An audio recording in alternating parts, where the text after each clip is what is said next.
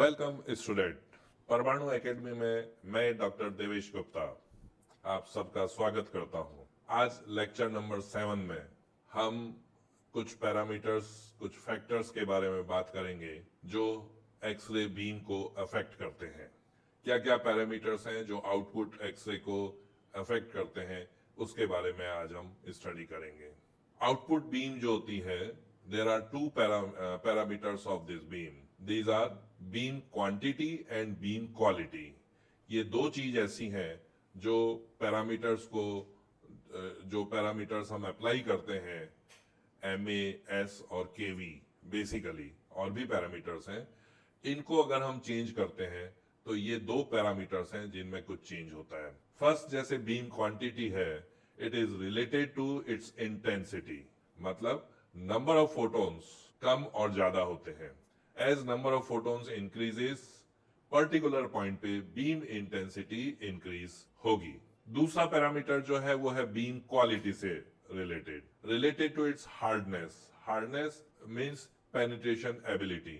Beam जितनी ज्यादा hard होगी उसकी पेनिट्रेशन पावर, उसकी एबिलिटी उतनी इंक्रीज हो जाएगी। As photon energy increases, beam hardness increases and it's penetration ability increases. अब हम नीचे जो पैरामीटर्स दिए गए हैं नेक्स्ट स्लाइड में, which affects the x-ray photons in the beam and has the beam quantity. क्या क्या पैरामीटर्स हैं? Changes in MA।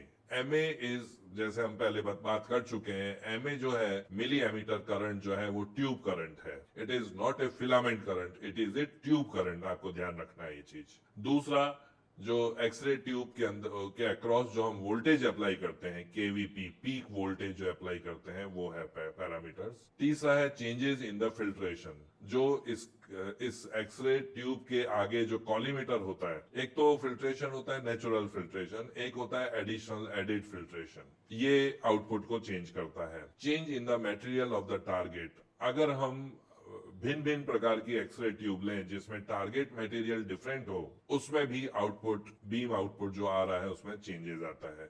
नेक्स्ट है change in the type of wave form used. कौन सा करंट हम यूज ले रहे हैं, whether it is a single phase supply, 3 phase supply और हाई फ्रीक्वेंसी सप्लाई, उस बात के ऊपर भी आउटपुट डिपेंड करता है। And changes in the distance from the tube. Tube से ऑब्जेक्ट का डिस्टेंस अगर चेंज हो रहा है तो उसकी इंटेंसिटी चेंज होगी। डिस्टेंस के साथ इंटेंसिटी चेंज होती है। आपको मालूम है जो एक्सरे है वो एक इलेक्ट्रोमैग्नेटिक रेडिएशन है जो डिस्टेंस के साथ उसमें चेंज, उसकी इंटेंसिटी में चेंज आता है।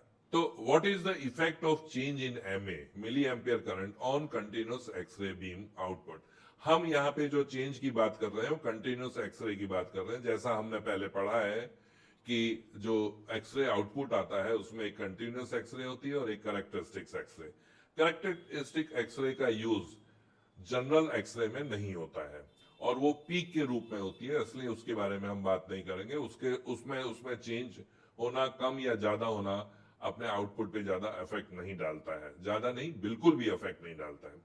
इसलिए हम कंटिन्यूअस एक्सरे या ब्रह्मस्टर एक्सरे उसके बारे में ही बात कर रहे हैं। ट्यूब करंट MA, जैसे मैंने बताया, it is the rate of electron flow. Electron flow rate से मतलब है इलेक्ट्रॉन्स पर second. It is measured in MA। Change in the filament current indirectly. अब जो MA हो, चेंज कैसे होता है? अगर हम फिलामेंट को जो एनर्जी दे रहे हैं, जो करंट एम्पियर के रूप में जो करंट फिलामेंट को दे रहे हैं, जिससे कि फिलामेंट गर्म ज्यादा और कम होता है, नंबर ऑफ इलेक्ट्रॉन्स जो है वो उससे जो एमिट हो रहे हैं फिलामेंट से will change and hence the tube current will change. Filament को हम कितनी एनर्जी दे रहे हैं उसके हिसाब से उसके अंदर से नंबर ऑफ इलेक्ट्रॉन्स एमिट होते हैं। नंबर ऑफ इलेक्ट्रॉन्स ज्यादा होंगे, अब देखिए आप, as the tube current increases, अगर हम फिलामेंट करंट को बढ़ाते हैं, एम्पियर जो फिलामेंट को दे रहे हैं हम वो बढ़ाते हैं, तो MA इंक्रीज होगा। Number of incoming electron striking the target increases. जो हम फिलामेंट को ज्यादा गर्म करेंगे, इलेक्ट्रॉन ज्यादा निकलेंगे और टारगेट से ज्यादा इलेक्ट्रॉन आके टकराएंगे और नंबर ऑफ फोटोन्स उससे इंक्रीज ज्यादा होंगे। पहली चीज, नंबर ऑफ इलेक्ट्रॉन जब ज्यादा आएंगे तो MA जो है, ट्यूब करंट जो है, वो इंक्रीज होगा। ऐसे ही फिलामेंट को करंट अगर हम कम करेंगे, फिलामेंट का करंट, तो ट्यूब करंट कम होगा। The relationship between the MA and the number of photons produced directly affects the amplitude of the emitted X-ray spectrum. Naturally, जितने ज्यादा इलेक्ट्रॉन आके टारगेट को टकराएंगे उतने ज्यादा फोटॉन्स जनरेट होंगे और हमारा जो एक्सरे आउटपुट जो है स्पेक्ट्रम है वो चेंज होगा. For example, if we double the tube current, mA जो है ट्यूब करंट, अगर हम डबल कर दें, the number of x-ray photons will be doubled. जब ट्यूब करंट डबल हो रहा है मतलब नंबर ऑफ इलेक्ट्रॉन्स जो आ रहे हैं वो डबल हो रहे हैं. जब नंबर ऑफ इलेक्ट्रॉन्स डबल हो रहे हैं तो उससे जो एक्सरे फोटॉन्स जनरेट हो रहे हैं वो डबल हो रहे हैं. एक सिंपल सा एग्जांपल मैं आपको बताता हूं. अगर हम ये एक एग्जांपल लें कि सपोज करो 10,000 इलेक्ट्रॉन्स आके टारगेट से टकरा रहे हैं, तो जैसा हम पहले पढ़ चुके हैं, देख चुके हैं कि जब only 1% of the electron energy जो है फोटॉन्स में कन्वर्ट हो रही है, इसका मतलब 10,000 का जो 1% है वो हो गया 1000. तो उससे आउटपुट जो फोटॉन्स आ रहे हैं वो है 1000. यही अगर हम 10,000 इलेक्ट्रॉन की जगह अगर हम फिलामेंट करंट को बढ़ाते हैं तो इस तरह से बढ़ाते हैं कि नंबर ऑफ इलेक्ट्रॉन्स जो है वो 20,000 हो जाए. अब क्या होगा, जहां और 1% कन्वर्जन रेट है, तो अब क्या होगा, वो जहां पहले 1000 फोटॉन्स जनरेट हो रहे थे वहां अब 2000 फोटॉन्स आउटपुट में आएंगे. तो अपना जो स्पेक्ट्रम है वो चेंज हो गया. ये अभी आगे हम देखेंगे.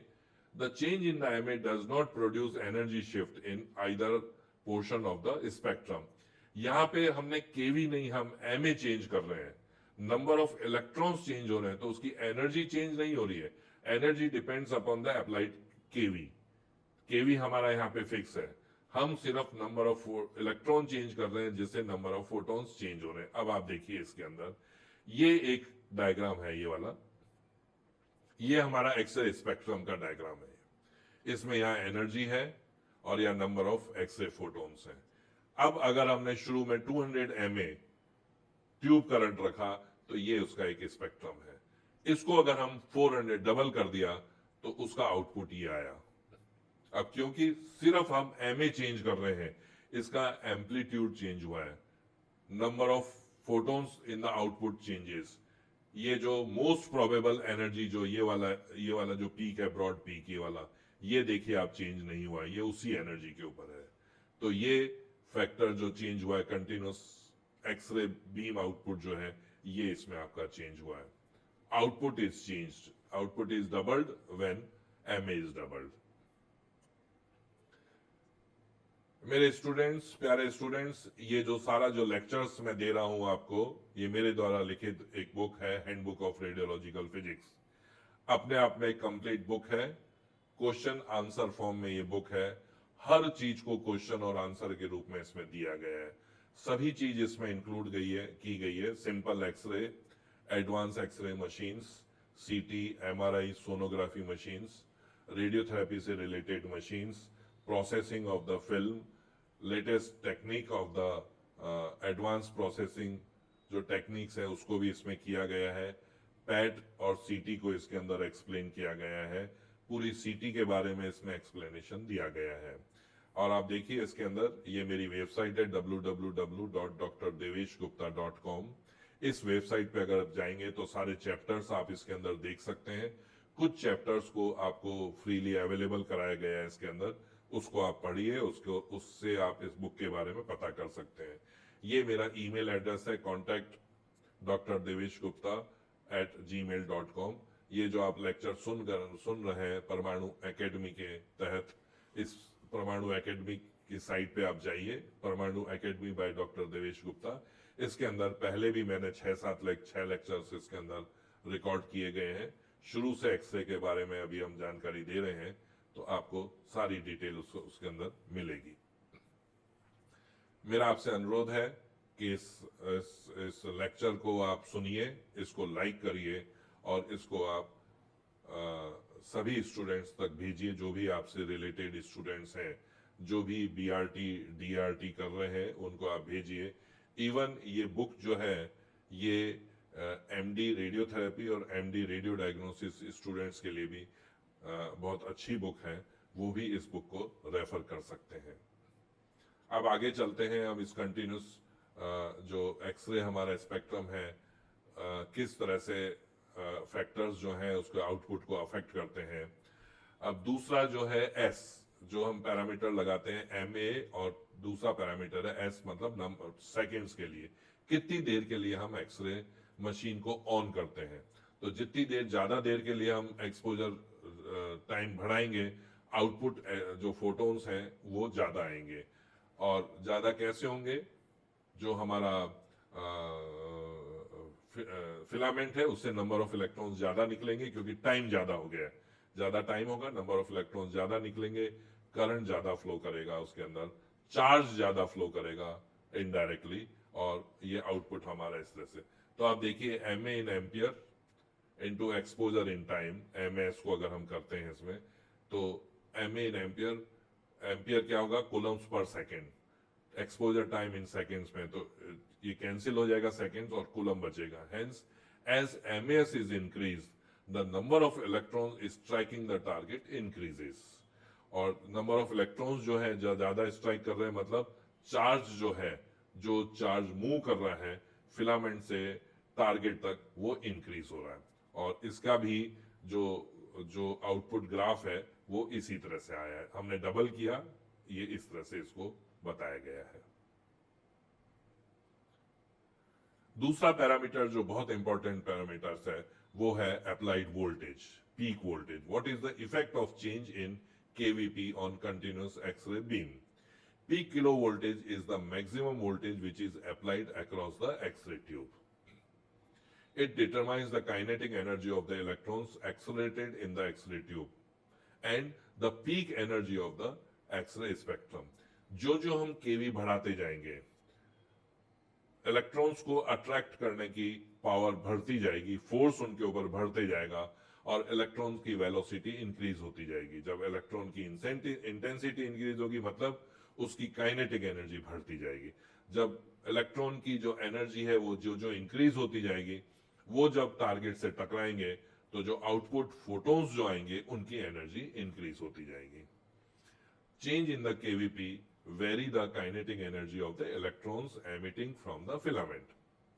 An increase in the KVP increases the speed of incoming electrons striking the target. क्यों? क्योंकि हमने जो अट्रैक्शन फोर्स है वो बढ़ा दिया है केवीपी इंक्रीज करके। Hence the higher energy photons will increase in the output X-ray beam, that is Brahms-Steiner spectrum, when KVP increases. इसी प्रकार जब हम KVP डिक्रीज करेंगे तो इलेक्ट्रॉन्स की काइनेटिक एनर्जी जो है वो डिक्रीज हो जाएगी, और आउटपुट जो है हमारा उसके अंदर फोटोन्स की एनर्जी जो है वो डिक्रीज हो जाएगी। अब क्या इफेक्ट आता है केवीपी इंक्रीज करने से? एग्जांपल मैंने एक लिया है, the relative exposure of a beam generated with 80 KVP compared with that of 60 KVP for the same tube current. अब इसमें हमें यह ध्यान रखना है, जब हम जो फैक्टर्स की बात करते हैं, अफेक्ट जो कर रहा है, उसमें जिस फैक्टर की हम बात कर रहे हैं उसी को हम चेंज करेंगे, बाकी के सारे पैरामीटर्स जो है वो कांस्टेंट रहेंगे। तो जब हम केवीपी बढ़ा रहे हैं तो हम ट्यूब करंट को हम कांस्टेंट रखेंगे, दोनों को हम चेंज नहीं कर सकते, दोनों को चेंज करेंगे तो ग्राफ हम प्लॉट नहीं कर पाएंगे उसमें। And exposure time is calculate, तो ट्यूब करंट और एक्सपोजर टाइम है दोनों को हमने सेम रखा, केवीपी हमने इंक्रीज किया 80 और 60, तो जो फैक्टर आया 1.78। इसका मतलब ये हुआ कि output exposure increases by approximately 78%। But practically क्या होता है, tube current is adjusted externally. हमने केवीपी बढ़ाया, उससे ट्यूब करंट भी उससे इंक्रीज हुआ है हमारा, लेकिन प्रैक्टिकली हम इस ट्यूब करंट को कांस्टेंट रखते हैं। Hence KVP would not change in quantity but only quality changes. तो क्योंकि हमारे पास ये ऑप्शन रहता है कि जब हम केवीपी चेंज करते हैं तो हमारा करंट भी बढ़ेगा, लेकिन करंट को हम उधर कांस्टेंट रखते हैं। सो सिर्फ उसकी ट्यूब की जो आउटपुट स्पेक्ट्रम आ रहा है, एक्सरे बीम जो आ रही है, उसकी हार्डनेस इंक्रीज हुई है। इसके अंदर हार्डनेस इंक्रीज हुई है, मतलब उसकी पेनिट्रेशन पावर। अब आप देखिए इस ग्राफ से बहुत क्लियर है, ये वाला जो एक्सरे है स्पेक्ट्रम है, ये 72 केवीपी का है। तो 72 केवीपी इसकी मैक्सिमम एनर्जी, यहाँ देखिए मैक्सिमम एनर्जी के अधिक, हायर एनर्जी के जो फोटोन्स हैं वो कम है यहाँ पे, लोअर एनर्जी के फोटोन, और मोस्ट प्रोबेबल एनर्जी का जो है वो ये वाला है। अब जैसे ही हमने 72 से इसको 82 केवीपी किया, अब आप देखिए ये दूसरे वाला ग्राफ आया है। इसके अंदर मैक्सिमम एनर्जी जो है ये 82 केवीपी होगी। ये वाले नंबर ऑफ फोटोन्स इसके करस्पॉन्डिंग अगर हम देखेंगे तो ये फोटोन, या मोस्ट प्रोबेबल एनर्जी जो है, ये जो ब्रॉड पीक है ये शिफ्ट हुआ है हायर एनर्जी की तरफ। क्यों?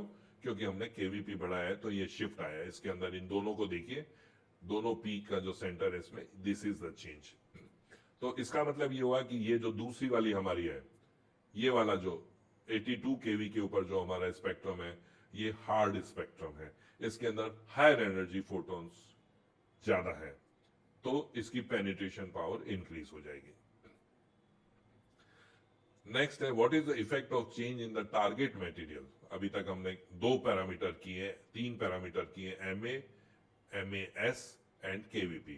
अब और 2 पैरामीटर्स हैं जो दूसरे पैरामीटर्स हैं। अगर हमने टारगेट मटेरियल को चेंज किया, हमने विभिन्न डिफरेंट प्रकार की एक्सरे ट्यूब को यूज किया, जिसके अंदर किसी में हमारा टारगेट मटेरियल टंगस्टन है, किसी में मोलिब्डेनम है, किसी में गोल्ड है। अगर हमने ये टारगेट मटेरियल चेंज किया तो क्या होगा? Target material affects the efficiency of bremsstrahlung radiation production with output exposure roughly proportional to the atomic number। अब इसमें जो है हमने दूसरे पैरामीटर सेम रखेंगे, MAS और KVP सेम रखेंगे, और डिफरेंट जो एक्सरे ट्यूब है उसको हम यूज कर रहे हैं जिसमें अलग अलग टारगेट मटेरियल मतलब Z value is changes.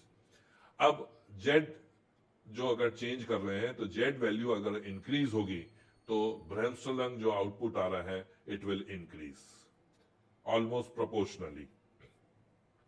The minimum and maximum energy remains the same, क्योंकि वो तो सेम ही रहेगी, मैक्सिमम एनर्जी से ज्यादा फोटॉन्स नहीं निकल सकता। The peak of the bremsstrahlung spectrum, that is greatest number of the X ray production, occurs at the same position. अभी हम ग्राफ में देखेंगे कि क्या क्या उसके अंदर चेंज आ रहा है। Peak will remain the same, position will remain the same. Hence, in the Bremsstrahlung portion of the X-ray spectrum, there is a change in the quantity, not the quality. Number of X-ray photons will change, but उनकी जो energy है उसके अंदर change नहीं आएगा। अब आप देखिए ये ग्राफ आया है। इसमें डिफरेंट तरह के टारगेट मटेरियल लिए गए हैं, gold, tungsten, rhodium and molybdenum. इसमें जेड वैल्यू नीचे से ऊपर इंक्रीज हो रही है। जो जेड वैल्यू इंक्रीज हुई है, हमारा आउटपुट चेंज हुआ है। ये देखिए maximum energy remains the same. ये जो ब्रॉड स्पेक्ट्रम है वो एक ही जगह के, उसमें चेंज नहीं आया, बट अमाउंट ऑफ फोटोन्स जो आउटपुट है वो चेंज हुआ है। It means amount of photon से मतलब है क्वांटिटी इज चेंजिंग। अब आप देखिए ये क्वांटिटी का ये रिप्रेजेंट कर रहा है। तो जो हम material, high Z material use करेंगे, output number of photons will increase.